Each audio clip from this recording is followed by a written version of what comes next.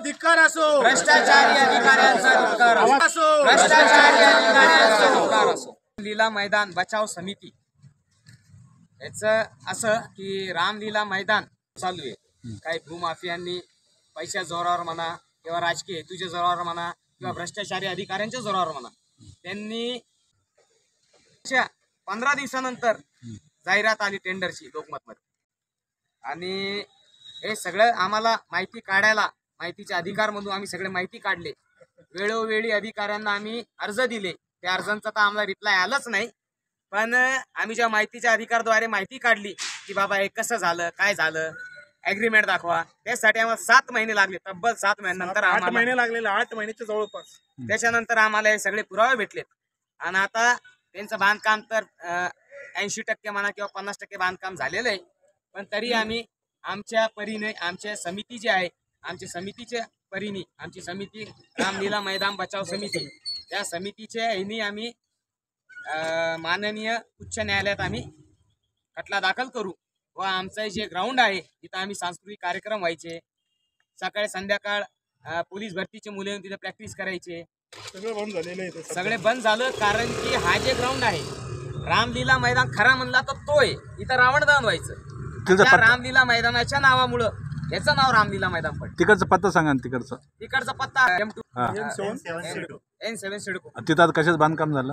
तिथं आता तिथं खाजगीकरण करून तिथं डेव्हलपमेंटच्या नावाखाली जिम, स्विमिंग पूल, टर्फ, योगा असं त्यांनी 5-6 सेक्शन बनवलेत, आणि ते सेक्शन मोफत मध्ये नव्हे, आता खरं म्हणलं सगळं मोफत द्यायला पाहिजे, कारण की वाड्यातल्या लोकांचं ओपन ग्राउंड आहे सिडकोचा, आणि सिडको कडून NOC न घेता महानगरपालिकेने त्यांना लीजवर दिलं जे पूर्ण, आणि ते त्यांनी चालू करून 8 ते 10 हजार रुपये एका विद्यार्थी माग मंथली लावून ते यायचे। पण जर का हे काम थांबलं नाही, हे तर आम्ही थांबूच, हायकोर्टात त्या इलेक्शनला पण त्यांना धडा बसेल की खरं नेमकं की आपल्या वाड्यातलं ग्राउंड मुलांनीच वाचवलं आणि मुलांमुळेच आपल्याला इलेक्शनने धडका बसला, कारण की लोकप्रतिनिधीचं काम आहे की वाड्यातल्या लोकांचं म्हणणं काय, ते वाड्यातल्या लोकांचं म्हणणं सोडून ते भूमाफियांचं म्हणणं पाहू लागले, असं आलं नोट टाकलं की हे असं चालणार नाही। आपल्याकडे पालकमंत्री शहरातलेच आहे, अतुल सावे पण मंत्री आहे, त्यांच्या त्या संदर्भात तुम्ही त्यांच्याकडे आता मी सांगतो आता तुम्ही जे नाव घेतलं लोकप्रतिनिधींचं, ते स्वतः या भूमिपूजनला उपस्थित होते। तुम्ही नाव विचारलं म्हणून सांगतो, ते स्वतः भूमिपूजनला मुख्य अतिथी म्हणून उपस्थित होते। त्यावेळेस ते तुम्ही त्या टायमाला आम्ही निषेध केला, विरोध केला, तर आम्हाला 2 मिनिटात पोलीस प्रशासन आली की तुम्ही मंत्र्यासमोर विरोध करताय, आम्हाला उचलून देत, म्हणजे इन शॉर्ट आम्ही आंदोलनही नाही करू शकलो। संविधानाच्या दायऱ्यामध्ये येतो की बाबा तुम्ही विना कोणाला हानी पोहोचवता तुम्ही आंदोलन करू शकता, तिथं फक्त आम्ही आमचं विचारच मांडलेत की साहेब आम्ही वाड्यातले माणसं आहे, प्रयत्न केले। 8 महिन्यानंतर कोणाकोणाचे नाव असे नाव आज ना उद्या येणारच आहे ना। हा, तर नाव म्हणजे आम्ही मागवले की बाबा तुम्ही आम्हाला ह्याच्या रिलेटेड जे बनलेलं आहे, मग त्याचं करारनामा असो किंवा जे काही असेल तेच मागायला आम्हाला कमी कमी 1 कॉपी मागवायला ते 3-3, 4-4 महिने टाइम घ्यायचे।